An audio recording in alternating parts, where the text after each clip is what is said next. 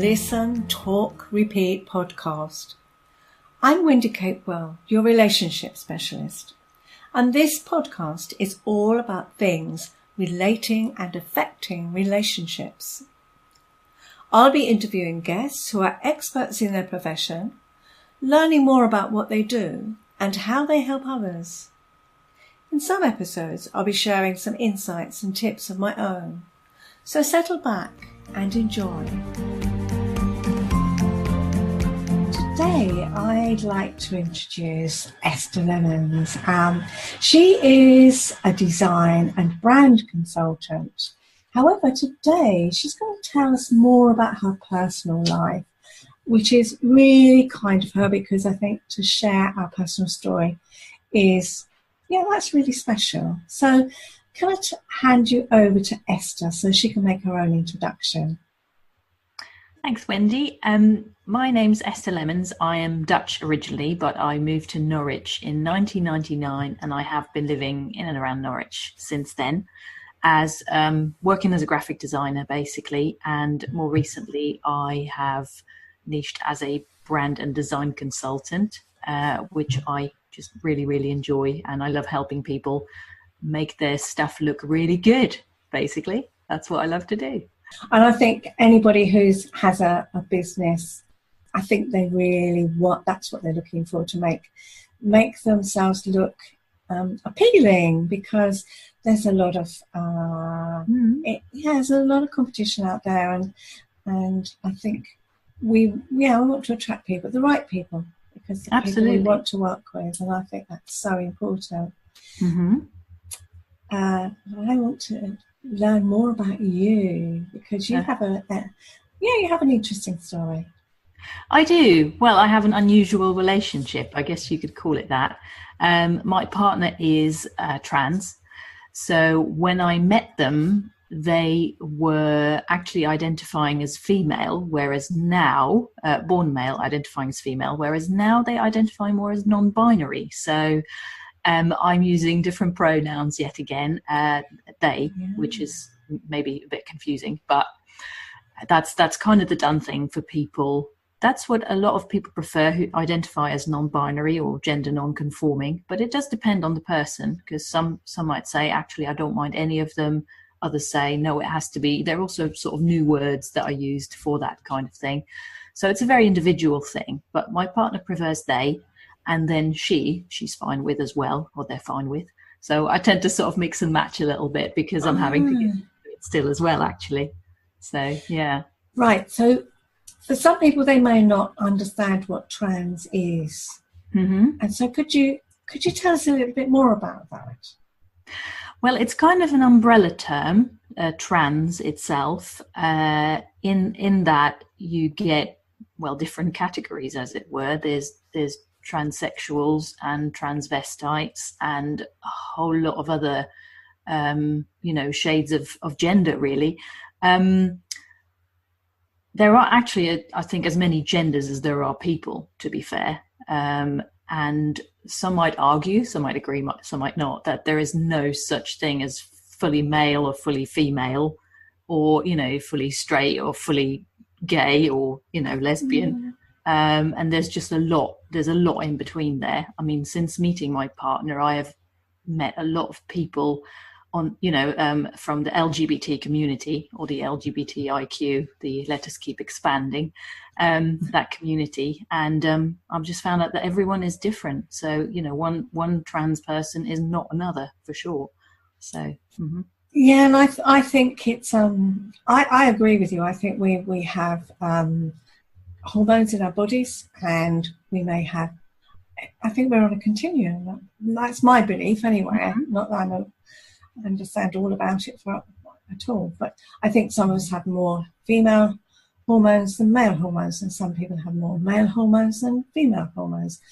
And I guess for me, and maybe I'm doing a disservice, but I feel that people are just people, and therefore it doesn't matter to me whatever their gender kind of recognition or assignment or whatever else it is. Mm-hmm. But then I wonder whether I'm missing a trick in a way or doing a disservice, because maybe I'm dismissing and not really trying to understand or connect with them. That came to me because, I've got lots of friends who are gay, straight, different nationalities, different whatever. Mm-hmm. And I just accept them for being how they are. But Mm-hmm. then I don't know that I'm always trying to understand their struggles. Mm-hmm. I mean, I have some gay friends and they talked about going on holiday and they said, well, we're going to this particular resort. And they said, because it's a gay resort. And I said, but why? I didn't get it. Mm-hmm. Because I accept people for who they are. I guess in my head, it was, well, but we all accept people. I just couldn't understand why others wouldn't. And Mm-hmm. there, I suppose that's why I wasn't understanding what they were going through. That makes sense. Yeah, I feel the same way as you. It's just let people be people, whatever their expression of, the individuality in whatever form that takes. But unfortunately, it's not like that for a lot of people. And I mean, I never really thought about it much either. I think, especially with regards to gender, if you've never questioned your own gender, which I haven't, then, I mean, I have said to my partner, I can never fully understand what you're going through. I can be supportive and I can be compassionate, but that's it really. And I cannot understand fully what it is that what your journey has been and how you felt. I mean, I'm an intuitive person and a highly sensitive person. So I can, I have a certain level of, the ability to sort of put myself in other people's shoes. But I mean, even that has its limitations with regards to things that you just don't experience or have no idea about, really. So, yeah. And I think that goes for just about anything. It can be race, creed, colour, nationality, anything. I can't understand, and I shouldn't judge anyone until I've walked a mile in their shoes. Mm-hmm. Mm-hmm. And I think there's something for me, it's very valid to say that, because, we're all on a different journey. We're all individuals, and I believe we are all snowflakes, which means that we're all individuals. We're all special. We're all unique, even though we're all part of the human race. Mm-hmm. So, I agree. But unfortunately, not everybody appreciates that. That's true. Yeah. And I can't say that I don't always judge, because I think we all do at some point. Yes, we do. It's something that just happens, isn't it? It does. It's not intentional. Quickly, yeah. But as long as you stay open-minded to having your mind change, then, that's all you can do, really, isn't it? Yeah. So how did you meet? Well, we met at there was a local festival that a friend of mine organises, and we met about 5.5 years ago on the launch night. And I remember there was quite a few people there. I'm thinking about 100 or more. And as the night went on, people sort of left. And I remember I came across my partner. Well, their name is Katie John. And I remember seeing them or noticing them, thinking, oh, I wonder if that person is a man or a woman, or male or female, because I couldn't quite tell from looking at them, right? And a bit later on, I saw them speaking to a friend of mine. And by that time, the room had sort of emptied a little bit. And as I was looking at, them, I saw, breasts. So I thought, okay, female, that settles that then. And then I got a bit closer again in, a few hours later or whatever. And I heard them speaking, and I thought, hang on, that's no ordinary woman, because they had quite a deep voice. And I was just kind of, not intrigued, but I was thinking, this is interesting. So I got chatting to them as well, because it happened because they were chatting to a friend of mine anyway. So I just sort of joined in the conversation. And then we just really hit it off. We just got along really well. We had lots of stuff in common. And we decided to just meet up for a chat, really, for a coffee and a chat. And I mean, I think that was about a week later. And then we just, we got on like a house on fire. And that was kind of how it all started, really. And I felt so comfortable with her, it kind of freaked me out almost, which is kind of a paradox, isn't it? But so comfortable with them. It's like, you know, her, them. Like I said, when I met them, they were identifying as female. So, but since they've had surgery now, that's almost 2 years ago. So maybe it had something to do with that they now sort of preferred to be identified as, you know, be addressed as they. So, yeah, that side. But yeah. Yeah, and that's quite a journey for both of you. It is. I'd never expected to, you know, not be in the situation, because that doesn't quite sound right, does it? But to, you know, I've always considered myself open-minded as far as sexuality is concerned. But yeah, I mean, I wasn't expecting it to go where it went, but it, yeah, it took some getting used to for me as well. And also, you know, telling my friends and family about Katie. Yeah, I mean, I didn't know, I wasn't worried about it or anything, but I did not know what to expect, you see. So I was kind of curious to see how people would react. Yeah. But it's all been fine. Yeah. And even my mum and dad, they were a bit taken aback maybe at first, because they weren't expecting it either, but they just thought, well, you know, as long as you're happy, go for it. Yeah. And that's good to have supportive people around you, because unfortunately there are people who are not, or find it very difficult. Yeah. Right, there's that too as well. Especially in that community, for sure. Like, you know, parents and, you know, especially parents and relatives, they're not often, or they can be less than understanding. I mean, I think it all comes from a place of fear and stuff they don't understand, but still they react to it with fear rather than being open, which is a shame, really. So there are a lot of people who are, you know, struggling with their home life. I see it in, you know, the people I've befriended since meeting my partner. So yeah, some of them really struggle. Yeah.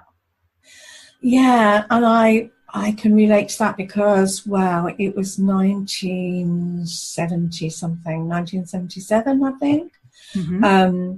One of my brother-in-laws, one of my husband's brothers at that time, he actually announced that he was, we're having a sex change. Right. And that was quite a while ago, and quite something for him to come out and say. He'd got 6 children. He'd been married quite a while. Yeah. And I think the whole family, it rocked them completely. I mean, he was a real man's man. Yeah, yeah. You know, he did a job that was, definitely a man's job at that point.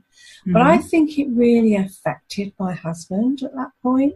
I think it really shook him and bothered him about maybe his own sexuality.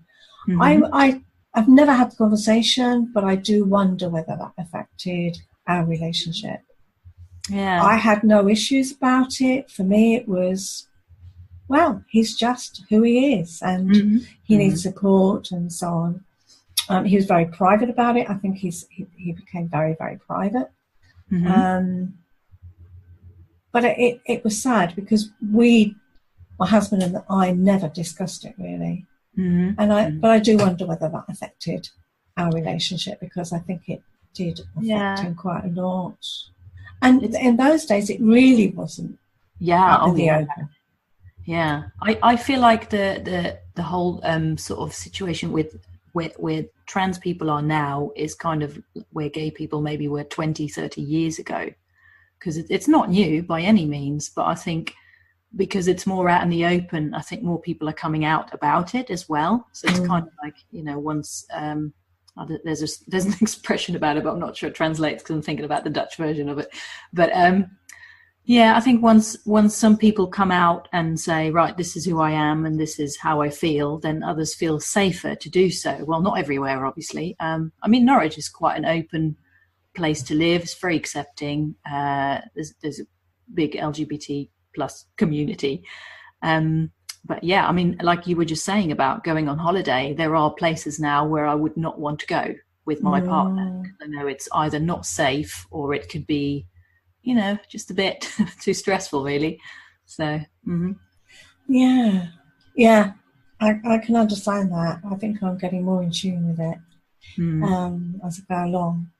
Well, I just also thinking about that journey that you went through with Katie, you know, kind of having their, you know, going through their treatment, and how it affects, you know, operations. And I wonder what that was like for you, your experience of that. Well, Katie says that I've kind of been the first partner she's been with who didn't have a vested interest in what, you know, like at the time she did with her body, as it were. Because, I mean, she's been with partners who were, you know, sort of female and wanted a family. So it was in their interest for them, you know, for Katie to not change the body. And Katie's also been in relationships with several lesbians, and for them maybe it would be in their interest for Katie to change their body. So I feel like, well, you know, you need to do what's right for you, and it shouldn't have anything to do with anyone else. And so I just sort of let them make their minds up for themselves.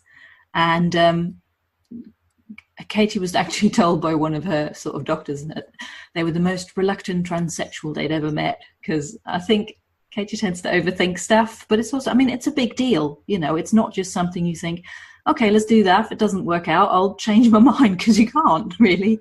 So. No.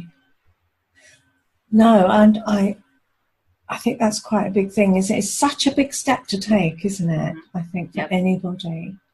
Yeah, and that's why I don't really understand, because there's obviously people who don't agree with, you know, people being trans or gender non-conforming in any way.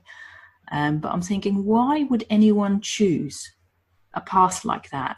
Why would you choose to, you know, be a social outcast almost? It can be like that, and be, you know, get grief from all sorts of people. It's not something you just think, I'm just going to try this out because it's a lifestyle choice, you know, like, I don't know, maybe, I don't know if I can say it, but like, you know, goths, for example, that's a sort of a certain look, and there's a certain, you know, vibe that goes with it, and all sorts of things. And some people, that's just who they are. And other people go through phases, you know, and they dress that way for a while, and then they change and they do other stuff, or they present in a different way. But obviously for gender, that is not, it's not like that, you know. And then it's like a nature versus nurture question as well, isn't it? So yeah, so born with it, I guess, as Lady Gaga says. Yeah, and I quite a big decision to take, I think, and it is quite a journey, I think, because it's not just, oh well, I just fancy that happening, and there's a lot of decisions to be made and a lot of thought processes to go through as well. Absolutely, yeah. And what about things like reduced sex drive? Because obviously hormones will affect sex drive and so on. So how did you cope with that? Well, when we met, we did have sex as, you know, like a straight couple, I suppose, because of the way our bodies were. Mine still is the way it was, but theirs has obviously changed now. But gradually that started to become less and less frequent. And at first it did bother me, but then it's not that I got used to it as such, but basically Katie sort of actually admitted that they are asexual, which means they don't want sex. Basically, they never enjoyed it. It was painful to them. They just would rather not, you know. They're a very sensual person, and, you know, we have intimacy, but we have now an asexual relationship, basically. Katie keeps saying we should write a book called When Asexual Met Pansexual, because pansexual, I guess, would be my label, if you will, because that kind of means loving a person no matter what their gender is. It sort of goes a step beyond bisexual, although some people who identify as bi would say, actually, I don't mind what anyone's gender is either. So it's a bit of a sort of blurred concept, I suppose. Yeah. Yeah. So, but it just, it did sort of become less and less. We have had an asexual relationship now for about maybe a couple of years, I think. it's been like that. And because of Katie's operation, they have to get to know their body all over again. And, we've talked about it, and they've said, like, maybe one day I will feel like being sexual again, and maybe I won't. And that's completely up to her. That's her journey, really, basically. Mm-hmm. How does that affect you? Because you've got, you're a woman, and I don't know how you feel about sex. Mm-hmm. Well, I'm not asexual, definitely not. So, we've talked about this, and basically, in theory, we have an open relationship, right. Which means that at the moment, I'm okay with the situation as it is.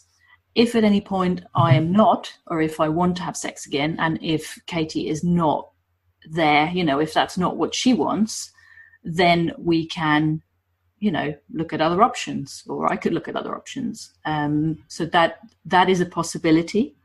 When it arrives, because I don't expect to feel like I obviously don't feel like I'm never having sex again. So we'll see how it goes. But the good thing is, or the important thing is we can take it as it comes, and we can talk about it, and we're very open about things like that. So I think no matter what happens, we can, work around that.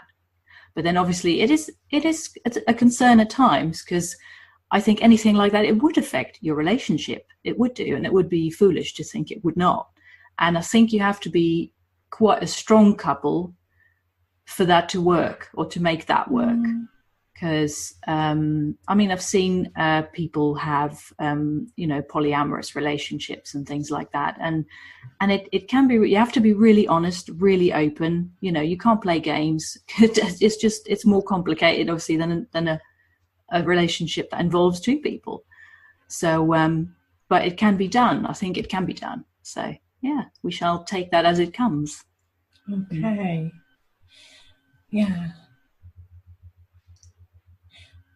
And I suppose I'm curious, or interested really, about the difference between sex, gender identity, and sexual orientation. I know we talked about it briefly, but yeah, I think there's I think now things I'm hearing more, and my world is opening up, to conversations and meeting people and talking to people, because I think there is there's so much going on. I didn't know until recently about polyamorous. I was like, what is that? So I have to search it and find out, because I think I was talking about open relationships and how would that feel and what was that like. But that's very different from, there's a difference between cheating and there's a difference between polyamorous. But it's still, I'm sure that listeners are going to be interested as well. That kind of whole thing between that sex, gender identity, and sexual orientation. Yeah, it's been an eye-opener for me as well, actually, because I never really considered a difference between sort of sexual orientation and gender identity, or even I wasn't even familiar with the exact phrases that, before I met Katie. But I did realize, if you think about the LGBTIQ, etc., alphabet soup, the L, G, and the B, that's to do with sexual orientation. That's who you're attracted to. Whereas the T has to do with your own gender identity. So you can be, any combination of any of them, really. You can be, if you are, say, a man, but you feel like you need to, you're in the wrong body and you're really female. But if you still like women, then you start off as a straight man, but then you become, say, a lesbian woman.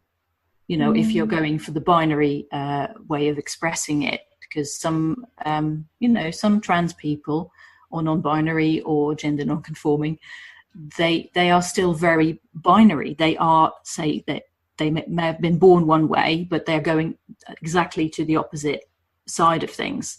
Whereas others feel like, no, I'm kind of in between, and that's fine, and that's where I belong. I don't feel like either.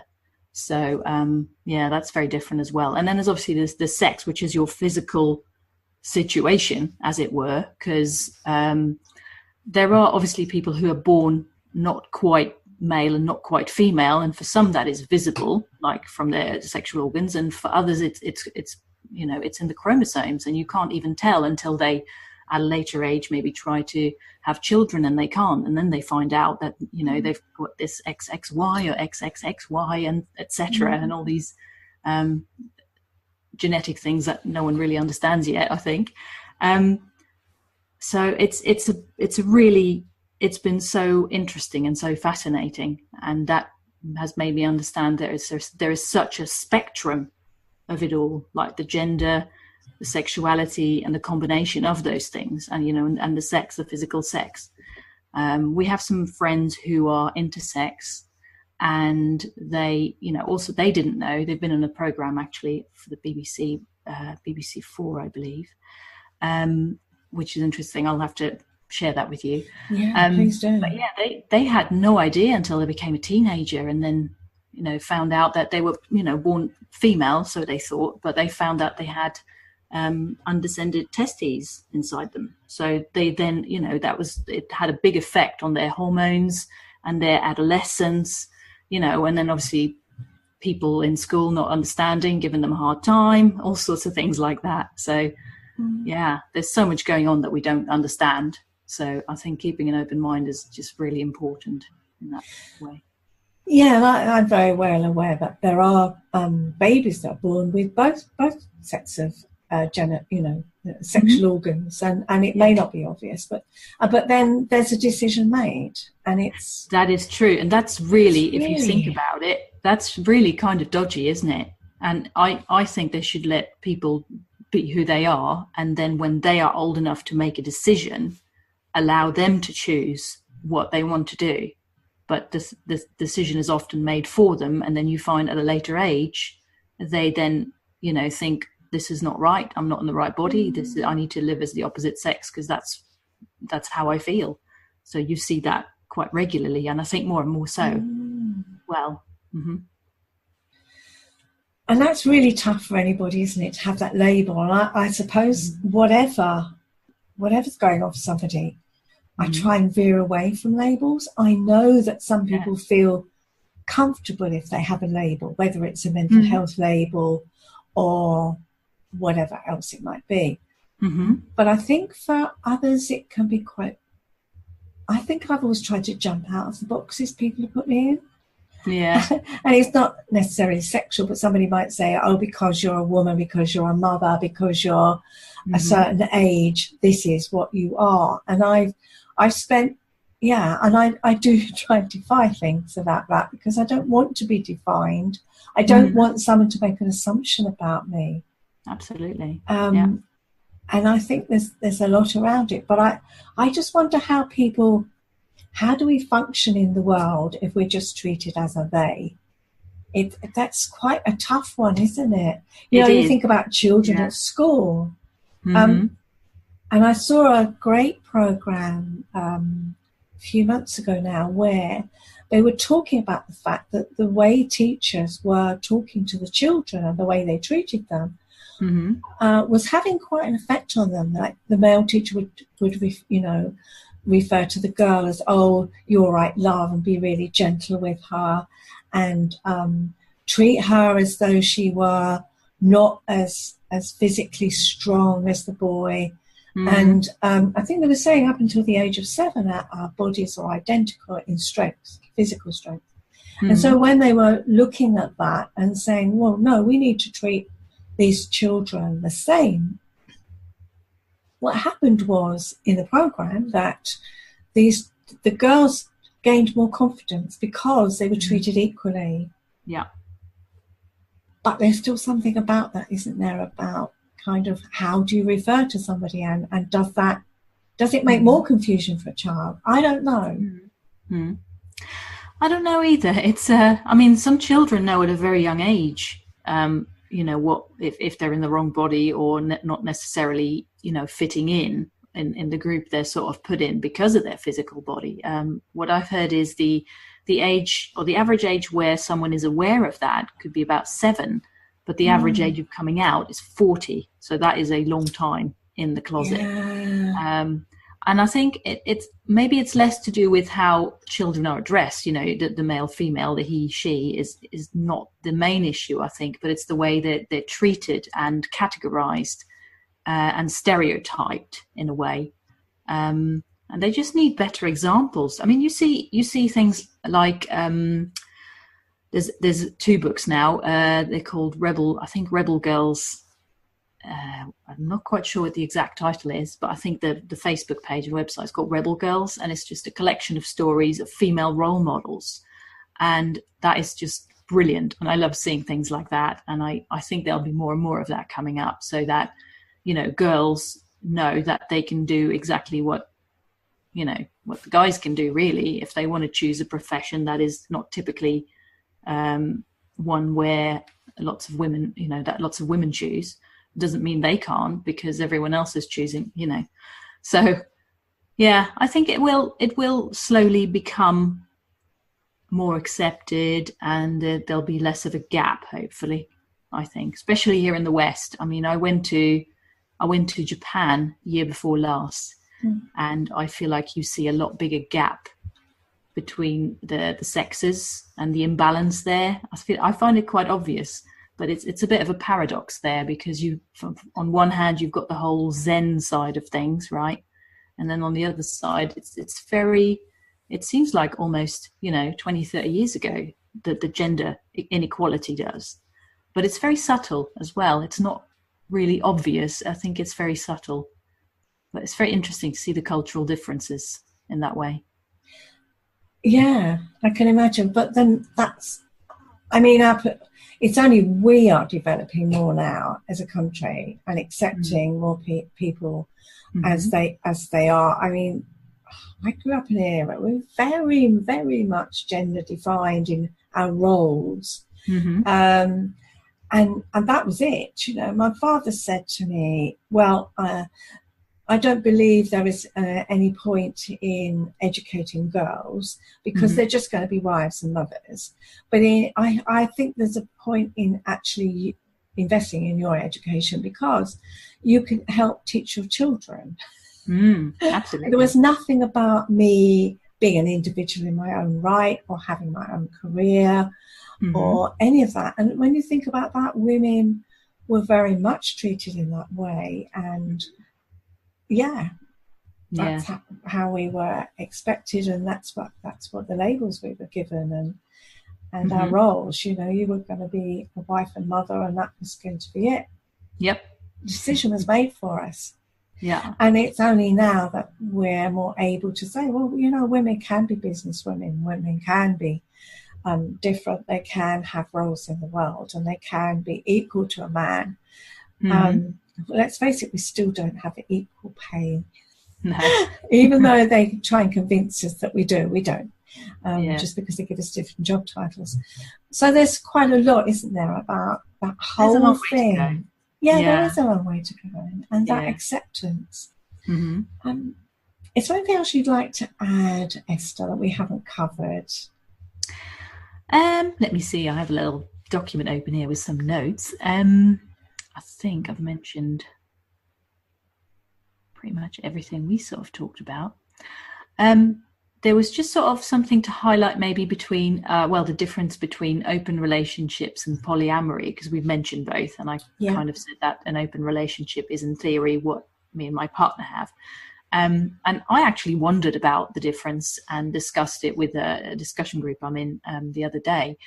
And as far as I understand it, having an open relationship means you have call it primary, your main partner, but you also maybe have lovers on the side, or arrangements that, it's up to the individual, I suppose. Whereas I think polyamory, there might not be a primary partner. It might just be a variety of, I don't know, not necessarily equal, but more equal partners. So that's how I understand that to be. And I found, especially since I've met people in the LGBTIQ plus community, that I've seen more of that as well, and it's more common, perhaps, or more out in the open, perhaps. I don't know. It might not even be more common, but and it's just, I think all it takes is open and honest communication. Because some people might say, oh yeah, I get to have my cake and eat it, but it's not about that.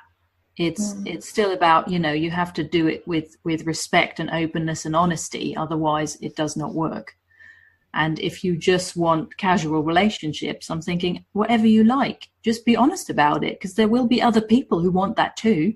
There's no point, or there's no need to lie about it. I think just, there you go, just put it out there and go with it. Yeah, and maybe do we need to label it again? Is it just not about two people making a decision on how they want their relationship to work, but with honesty and openness? It's when trust is broken and when there's deceit and people aren't honest with each other. I think that is often where a relationship goes wrong, because there isn't that honesty. So, affairs can work. You can have a three-legged affair in a relationship simply because it can happen. For example, and if one partner was disabled and they couldn't fulfill certain criteria that the other one needed, then maybe that person, then they will find the one who's not disabled, they may find somebody who fills their needs. It might be that there's a very happy relationship, but it could be that maybe there is something lacking in that relationship that somebody outside it might fulfill. And as long as it's open and honest, I think there's nothing wrong in that. I think every relationship works in its own merit. Absolutely. Yeah, I agree. And I think it's important to not expect the other person, not make them responsible for your own happiness, because that's not their job. That's your own job, really. Absolutely. And I think that that is such a valid point. I think so many people, you've got to make me happy. No, as you say.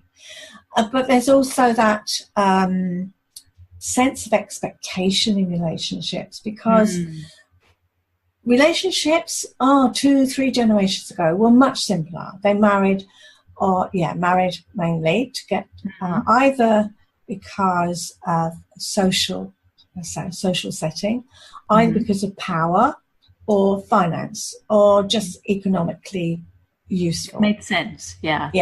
So there would have been the woman, all she wanted generally was a man who could give her a roof over her head, give her a source of income, could provide for her, and that was kind of it. For him, he wanted a woman who would keep house and look after the children, and anything else was a bonus on both sides. If she was a good cook, then that was great.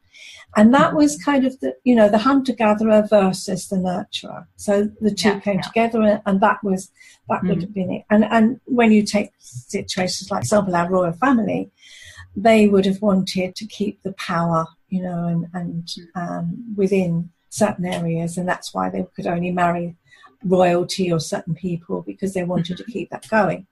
But things now have changed so much dramatically. Totally. Relationships are, what do we want? We want a good lover. We want our best friend. We want a soulmate. We want a provider. We want, someone who will share our hobbies and interests, who will be intellectually on the same wavelength, let alone all the other things that we want. Maybe it's a provider. Maybe it's a good cook. Maybe it's all of that. But we want so much more, and we can't expect one person to provide absolutely and all our needs. Not possible. Yeah. And even when you do find a person that you want to spend, your life with, as it were, like you say, you can't expect them to fulfill all those needs. I mean, that's where you can have friends that you can discuss certain things with if your partner's not interested in that kind of thing. I mean, the way my partner and I started, the relationship is unusual enough as it is, I suppose, but we moved in together, or rather I moved in with them after about 6 months maybe, and I lived with Katie for 2 years. But we have very different ideas of how to keep a house. She's a bit of a hoarder, I'm a bit of a minimalist, so that clashes. And after 2 years, I got my own place, and people were like, "Oh my God, did you break up?" And we're like, "No, it's fine. We're just not living together." And we both now prefer it that way. I think Katie was a bit reluctant at first and wasn't sure how they'd feel about it. But, you know, they've actually come around to thinking, you know what, it's great. I can do my own thing. We spend time together when we want. But I've got my place, I've got my space. I don't have to worry about compromising about it. So it works for us right now. And that's fine. Yeah. And I love the fact that you are living in the here and now, because it's nice to have dreams and aspirations and plans for the future. But I think some people get so hooked up on that, they're not enjoying the moment. Mm-hmm. True. And I think that's lovely that you are living for the moment and saying, right now, this works. Right now, this is what each of us wants. Right now. And enjoying it, which is, wow, so many people don't. They're so busy looking to the future, and I've seen relationships break up because they haven't paid attention to their relationship. They've been so focused on their career or the children, and when their partners complained and said, I want out, but we were going to look to the future. We were planning, we were going to pay attention. I was going to pay attention to the relationship when the career was off the ground, when the children grow up. Well, you can't do that with a relationship. No, not at all. I mean, I really liked what you said in one of your newsletters, like having regular relationship MOTs, not take score as such, but, sort of take a moment and really check in with yourself and your partner. It's like, where are we at? Is it all good? Are we good? Does something change? It's so important. Yeah. Absolutely. And it doesn't mean that there's something wrong with you, there's something wrong with me. It's like, hang on a minute, are they going the way we want them to? Is it what we want about our relationship? Is it okay? Or is it something, do we need to sit and have a chat? Are we still on the same page? Or have our dreams and aspirations or the way we want to live our life, has that changed in some way? Mm-hmm. Mm-hmm. Because people don't. They just get caught up with, you need to pick the children up tomorrow. Can you pick your socks up off the floor? What's for dinner tonight? And they never, ever really start talking about their dreams and aspirations or what they want from life. Mm-hmm. When I ask somebody, I'll ask a client, what is it that makes you? What are your core beliefs and values? Mm-hmm. And some of them look at me blankly. They haven't got a clue. Yeah. They don't know what ticks for them. Yeah. And if that's the case, how on earth can they form a relationship with someone else? Absolutely. Because they don't know what it is that makes them tick. And if they don't know what their core beliefs and values are, how can they know what their partners are and if they're in alignment? Mm-hmm. Absolutely. So, I think you're right. There's something very valued in that MOT or just checking each other out. Absolutely, yeah. And I think because I think it depends on where you are as a person, like how well you know yourself and how happy you are in your own skin. That all affects, the relationship you're in with other people as well. And like Katie and I, we talk very openly. We don't, bottle things up. And we just keep it, ticking over as in the moment when it needs to sort of be addressed, really. We've not really had any arguments, to be honest. We don't really argue, which is interesting. We do have differences of opinion and we do tease each other a lot, but that's about it. There is a dynamic sort of between us. Yeah. Well, it seems to work for you, and I think that's great. And yeah. It does. So I'm just wondering how people can get in touch with you. And I'm wondering, first of all, whether you would be okay with people getting in touch with you on a personal level, as well as on your business level. So absolutely. I think that's really important. And if you said, no, I just want people to get in touch with me regarding my business, then I think, let's accept that. And no, that's perfectly fine. Yeah, no, I'm part of a group. I haven't been going recently, but my partner does a lot of workshops and trainings and talks and things regarding sort of gender. There is here in Norwich, there is a local group for family and friends of trans people. It's a support group. They meet every week, or no, every month, I think, and talk. And I think it really helps them sort of understand each other better. And we have, there's also a non-binary group locally. We meet once a month as well. There's a gender and sexuality discussion group. There's loads of groups here in Norwich, but there might be some local to wherever, listeners are as well. Right. If not, start one, just do it. Yeah. But by all means, always happy to answer questions or help out. And my partner is always more than happy to do that as well. So yeah, they know a lot of things about that. Okay. So I think we'll put details in the show notes as well. For anybody who wants to get in touch with you, Esther, what's the best way? I think the best way is via my website, which is zestydesign.co.uk. There is a contact form on that. And or find me on Facebook or LinkedIn. I spend a little bit of time on LinkedIn, but not too much. But Facebook is my call it drug of choice, I suppose. Yeah, that is. So you can find me on any of those. Great. Thank you so much for today. I've thoroughly enjoyed chatting to you. I've learned things which have been really helpful, and it's just been delightful. Thank you so much for your time. Thank you so much for having me on. That was great. Thank you. So you can find all the information about this show in the show notes. And you can find lots more on my website, www.yourrelationshipspecialist.co.uk, including the link to my podcasts. And you can also sign up on my newsletter, which has lots more tips and offers. So until next time, bye for now.